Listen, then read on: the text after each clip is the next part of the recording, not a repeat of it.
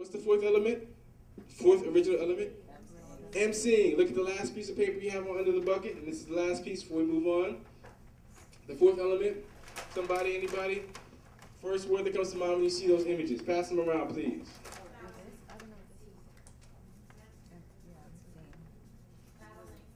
I heard battling. Okay. Battling. One of the first early battles. Can you think of a battle, an MC battle that comes to mind? Anybody? So like the dancers battle, the MCs battle also, right?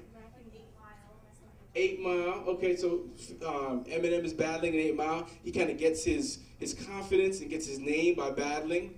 All right. Any other battles come to mind? One of the earliest battles I want to just mention is between a rapper named Roxanne and a whole crew. This woman in a very male-dominated industry and a culture that often doesn't respect women the way that they should.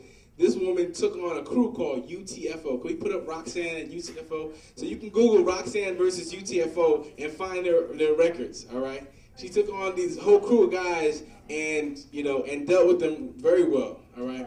So there's two Roxanne. There's the Roxanne Shante, and there's another Roxanne called the Real Roxanne. And they actually have response records that you can find about both of them. But Roxanne Shante I want to bring out because I actually had a chance to be on a panel with her the year before last. Roxanne Shante, folks always talk about, oh, the artists don't think, they're not business-minded. Roxanne Shante wrote into her first record contract that if she did a several-year contract, multiple album contract with a record company, that they would have to pay her way to get her PhD. Roxanne Shante got her record label to pay for her PhD in clinical psychology. She has a PhD right now. She's Dr. Roxanne Shante now. One of the earliest female rappers, right, to come out and take on this whole tradition. Now is Dr. Roxanne Shante, and I mean, she's brilliant, brilliant sister who raps like, very few can, and also has, these academic credentials. So Roxanne Shante, other battles, Biggie Smalls. So we had this media hypes East Coast, West Coast rivalry, right? Biggie Smalls on the East Coast, and then who on the West Coast? Tupac Shakur, all right? So we're gonna have some images. Let's go to the next images, all right? That was, let's go back one more time, I'm sorry. Sugar Hill Gang.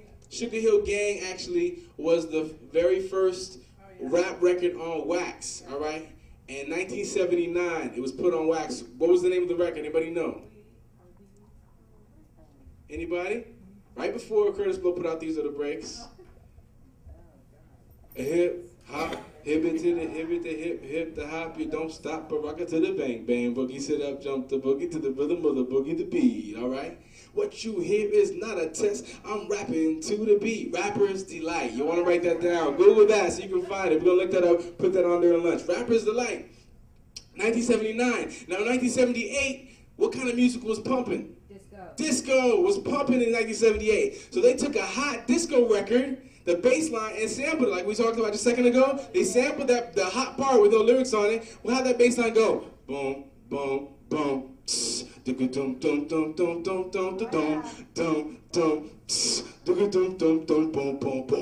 hear that and not move. You know what I'm saying? So they took the record, which was called what? Good Times. These are the good times. Boom, boom, they sampled the bass line and looped it and rapped over it, all right? And it became the first hip-hop record that we put on wax. There's some controversy. A brother by the name of Grandmaster Caz said he wrote some of those lyrics when he was locked up, and then they used the lyrics. He loaned his notebook to somebody. So there's some controversy around that, but the legend of the Sugar Hill Gang remains.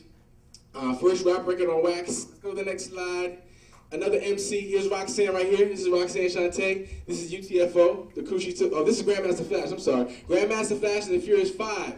He was a DJ, but then he also was an MC. Like I talked about the role of the DJ and the MC. The DJ would be doing the parties. Kool Herc would do the parties. Africa Bambaataa would do the parties. And they would DJ the record, but they would also hype the crowd up, all right? Everybody say ho! Ho! Say ho, ho! All right, like in church, you say, can I get an amen and a hallelujah? Same thing, right? Okay, same idea. But then the DJ started to say, wait a second, I'm doing too much, all right? We need to do some division of labor here, all right? So I'm going to get somebody who deserves the opportunity to hype me up, to come up and hype me up. So they split the job. And one became the DJ, one became the MC. And so the roles were split. So Grandmaster Flash, who was DJing, became Grandmaster Flash in Furious 5. Now he's got a whole crew. And one of his early records was a very political record. It wasn't just about the materialism, misogyny, and violence that hip-hop is credited with creating in America, right? It was a record called The Message. And if you Google The Message and Grandmaster Flash, it will be familiar to many of you. Don't push me, cause I'm close to the edge. I'm trying not to lose my head. Ha ha ha ha. It's like a joke sometimes. It makes me wonder how I keep from going under. Talking about the realities of what they saw around them in a city that had been ridiculed across the nation for its urban blight. All right, and disregarded by public officials as a matter of course. All right, let's go to the next slide. Grandmaster Flash. This is the real Roxanne, okay? Let's go to the next slide. Anybody know who these folks are? Run DMC. Run DMC, all right, who's credited with doing what? What was their great contribution? What did they do with hip-hop music? What music did they fuse with before and make popular? Aerosmith. So they brought hip-hop and rock and roll together, which led to many other creations later on. Guru, who recently passed, merged jazz with hip-hop, all right? Had several albums. Jazzman's has 1, 2, 3, 4, Volume 5, all right? So who's this cat? LL Cool J. Ladies love Cool James. All these colorful names, right?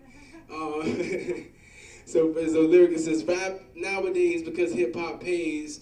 All these rappers have colorful names. So he's got his album was called The Radio. And I lived in Panama when I was about 8, 9 years old, and I remember I had my little LL Cool J radio cassette. I had the radio cassette, I had the Michael Jackson cassette, I had the Run DMC cassette. I had the Fat Boys too. Fat Boys was right after them, but those were the cassettes. I used to pop up, play those tapes till they broke. So LL Cool J still putting out records. Still, he's in his mid-40s now, still putting out hip-hop records. Next slide, please. All right, Slick Rick and Dougie Fresh. Y'all remember this record, Lottie Dottie? Lottie Dottie. Lottie Dottie. You know what? It goes, Lottie Dottie. We like to party. We don't cause trouble. We don't bother nobody. We're just a man that's on the mic. And when we rock up on the mic, we rock the mic, right? That was Slick Rick and Dougie Fresh, all right? And Slick Rick, he's known for being one of the best storytellers, right? Because he would tell a story with his British accent, he would talk about, once upon a time not long ago, where people wore pajamas and lived life slow, where laws were stern and justice stood, people were behaving like they are too good, and there's a little boy who was misled by another little boy, and this is what he said. That would be children's stories. So these are some of the very influential folks who influenced me as an artist and influenced the whole hip-hop culture. Who are these cats up here? Fight the Power. Public Enemy. Okay, Public Enemy. Flavor Flav, Terminator X, Chuck D. All right, one of the most militant hip-hop groups. They came out with some records in '89 that sold 1 million records. The record company said, wait a second, this thing might be more than just a fad. So then corporate America started to say, we're going to put some money behind some folks. And so a year or two later, these cats had already been doing it. California had already been coming up. One of the early California MCs, a cat by the name of Too Short, all right, had a song about suicide. Life is for some people unbearable. Committing suicide, and that's terrible. Is it much too much or nothing big? If you live my life, you be fighting to live. Too Short. So Too Short was making records on the West Coast, but NWA blew up and sold 2 million records. And the record company said, yes, we just need to figure out how, we got to find as many of these very gangster black men as we can, because if we put enough money behind them, then, we'll be able to make it back. So NWA, Dr. Dre, the DJ turned producer who made Eminem famous, Eazy-E, who died of AIDS back when I was in college, Ice Cube, who's now in family films, right? Yeah. Are we there yet, right? Barbershop, so hip-hop artists are now in film, not just Will Smith, Ice Cube, and the most gangster, notorious ones, right, so-called, are actually in all kinds of films that we're seeing, around the world. So next slide, please. Select this is Too Short. All right, this is one of the first white rap groups to actually really be respected. Public Enemy backed this crew called Third Base. Third Base, Pete Nice and MC Search. MC Search actually, this cat right here, he he was the executive producer on an album, one of the most influential hip-hop albums of all time, an album by the name of Illmatic by Nas. And Nas later on, just a few years ago, was in a big beef with Jay-Z. So if you ask people who the best rappers are of all time, oftentimes Nas falls on that list. Nas, Jay-Z, Biggie, these are some of the names that I hear quite often. And MC Search executive produced Nas's album. So let's go to the next slide. We're almost done here. Who are these folks? Tupac, Biggie, and Pac, when they were still friends before this sort of media manufactured East Coast, West Coast rivalry. Let's go to the next slide. Biggie is in a mural. This is Nas' album, Illmatic. All right. Next slide. We're flying through this now. Who are these folks? Jay-Z, Dr. Dre, and Eminem. And who are these folks over here? The Coup. All right. What is this West Coast crew known for? The Coup. What's that? Hardcore political rap. Hardcore political rap from the West Coast. All right. Just as hard as NWA was with the, shoot 'em up, bang bang. The Coup was one of the hardcore political groups from the West Coast. They actually, one of their albums was scheduled for release on September 11th, 9/11, and had the image of the Twin Towers exploding, being blown up.